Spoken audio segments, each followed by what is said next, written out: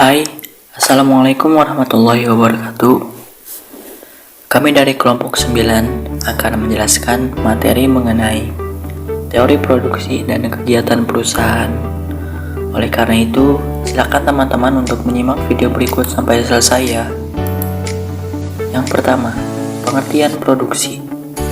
Produksi sering didefinisikan sebagai penciptaan guna, di mana guna berarti kemampuan barang atau jasa untuk memenuhi kebutuhan manusia atau faktor produksi yang disediakan oleh alam atau diciptakan oleh manusia yang dapat digunakan untuk memproduksi barang dan juga jasa.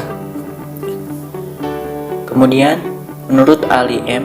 tahun 2013, tujuan produksi dalam Islam pada dasarnya adalah untuk menciptakan maslahah yang optimum bagi manusia secara keseluruhan sehingga akan dicapai falah yang merupakan tujuan akhir dari kegiatan ekonomi sekaligus tujuan hidup manusia.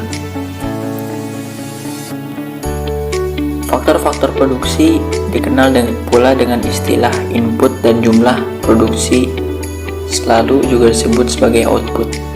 Fungsi produksi tersebut dinyatakan dalam rumus yaitu Q sama dengan F dikali K LRT, di mana K adalah jumlah stok modal, L adalah jumlah tenaga kerja dan meliputi berbagai jenis tenaga dan keahlian wirausahaan, R adalah kekayaan alam, dan T adalah tingkat teknologi yang digunakan, sedangkan Q adalah jumlah produksi yang dihasilkan oleh berbagai jenis faktor-faktor produksi tersebut, yaitu secara bersama digunakan untuk memproduksi barang yang sedang dianalisis sifat produksinya. Kemudian beberapa faktor A sebagai alat produksi diantaranya yaitu yang pertama, faktor alam atau tanah. Faktor alam merupakan faktor dasar dalam produksi. Alam yang dimaksud di sini adalah bumi dan segala isinya, baik yang ada di atas permukaan bumi maupun yang terkandung di dalam bumi itu sendiri. Kemudian faktor tenaga kerja. Tenaga kerja merupakan pangkal produktivitas dari semua faktor produksi yang tidak akan bisa menghasilkan suatu barang atau jasa apapun tanpa adanya tenaga. Dengan demikian, tenaga kerja dibutuhkan untuk melakukan proses transformasi dari bahan menjadi barang sesuai yang dikehendaki perusahaan. Yang ketiga, ada modal atau capital, yaitu meliputi semua jenis barang yang dibuat untuk menunjang kegiatan produksi barang-barang lain serta jasa atau barang-barang atau peralatan yang dapat digunakan untuk melakukan produksi. Kemudian yang terakhir, organisasi atau manajemen. Dengan adanya organisasi, setiap kegiatan produksi memiliki penanggung jawab untuk mencapai suatu tujuan perusahaan. Diharapkan semua individu dalam sebuah organisasi melakukan tugasnya dengan baik, sesuai dengan tugas yang diberikan. Kemudian, fungsi produksi. Fungsi produksi merupakan landasan teknis dari proses produksi yang menggambarkan hubungan antara faktor produksi dengan kualitas dan kuantitas produksi itu sendiri. Adapun bentuk-bentuk organisasi perusahaan ada 3. Yang pertama yaitu perusahaan perseorangan, merupakan perusahaan yang modalnya dari 1 orang dan biasanya dikelola oleh 1 orang. Lalu kemudian ada perusahaan perkongsi atau firma, merupakan perusahaan atau organisasi yang dimiliki oleh beberapa orang, yaitu 2 orang ataupun lebih. Yang ketiga, perseroan terbatas. Dari segi jumlah produksi dan hasil penjualan yang dilakukan, organisasi perusahaan yang berbentuk PT atau perseroan terbatas adalah bentuk perusahaan yang paling penting. Kemudian bentuk lain organisasi perusahaan. 3 jenis organisasi perusahaan tadi merupakan perusahaan yang meliputi sebagian besar perusahaan yang ada di berbagai perekonomian. Namun di samping itu terdapat juga organisasi perusahaan yang berbentuk sedikit berbeda dari ketiga jenis yang diuraikan tadi. Di antaranya yang pertama, perusahaan milik negara. Perusahaan ini lebih kenal sebagai BUMN atau Badan Usaha Milik Negara, di mana perusahaan ini dikelola secara langsung oleh negara dan seperti perusahaan perseroan terbatas.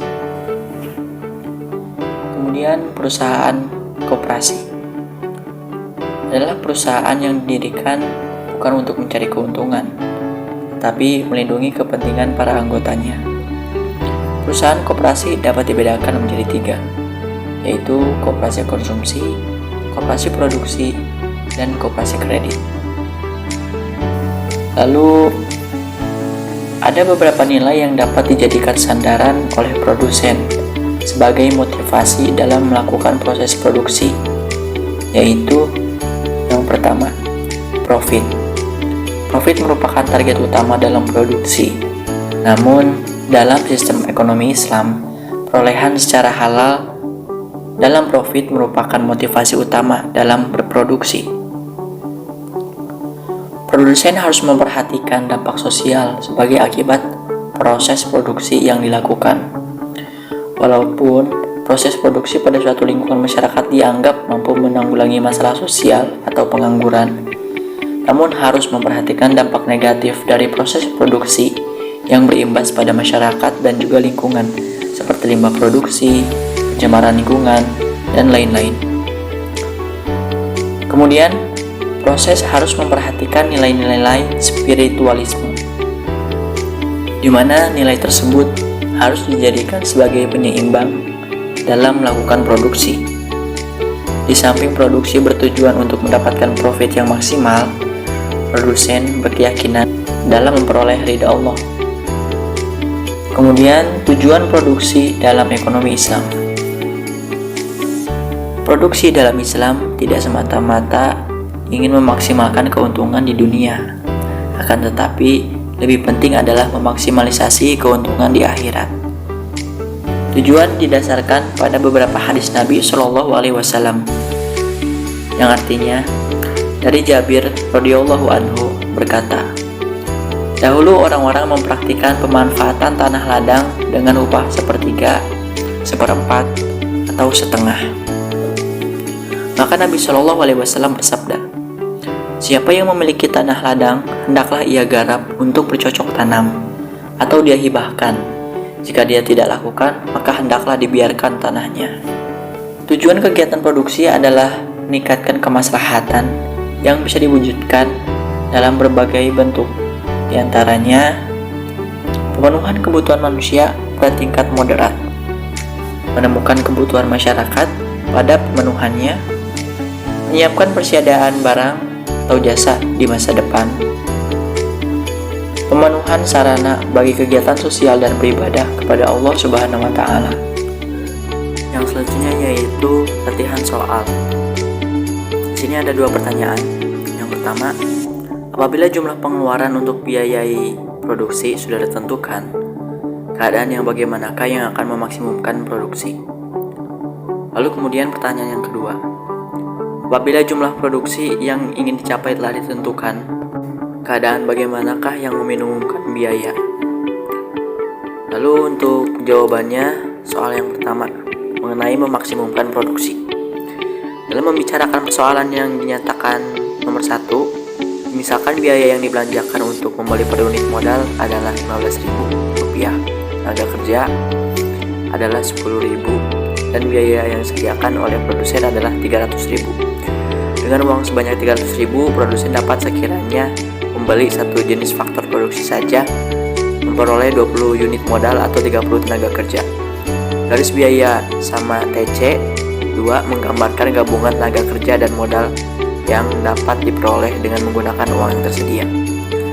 Kemudian persoalannya sekarang, manakah gabungan yang akan menghasilkan produksi paling maksimum? Terdapat 5 titik yang terletak pada berbagai kurva produksi yang merupakan titik perpotongan atau titik persinggungan dengan garis TC2, yaitu A, B, C, D, dan E.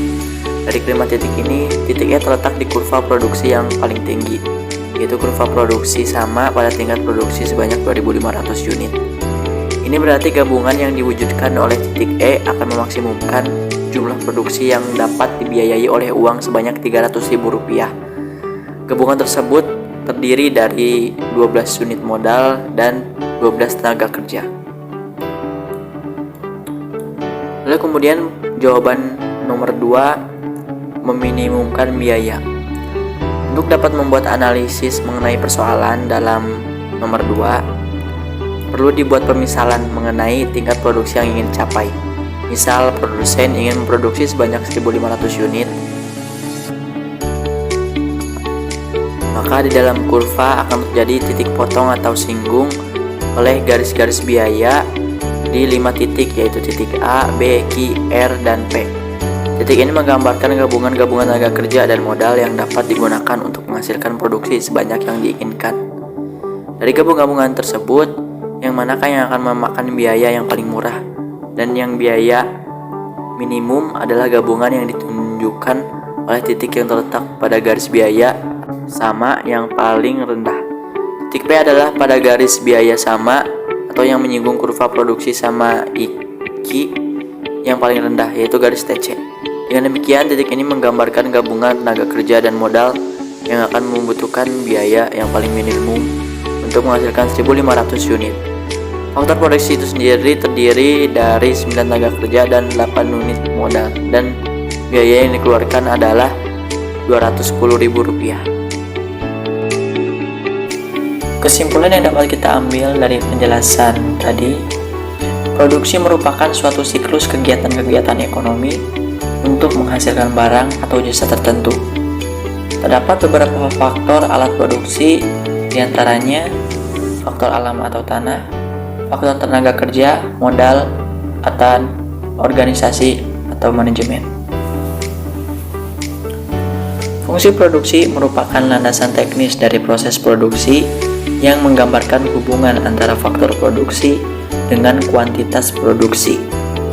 Dalam teori ekonomi, digunakan asumsi dasar mengenai sifat fungsi produksi, di mana semua produsen tunduk pada hukum the law of diminishing return.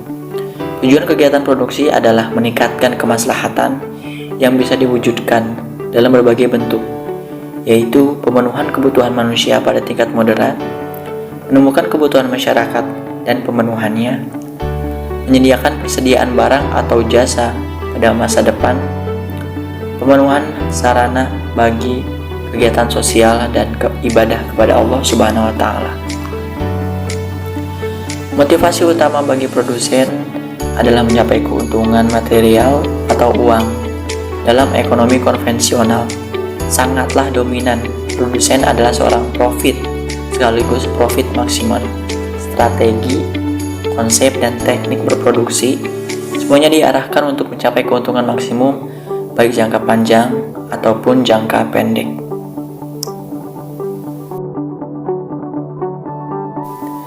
Baik teman-teman, cukup segitu penyampaian materi yang dapat kami sampaikan. Kurang dan lebihnya mohon maaf. Terima kasih atas perhatiannya. Wassalamualaikum warahmatullahi wabarakatuh.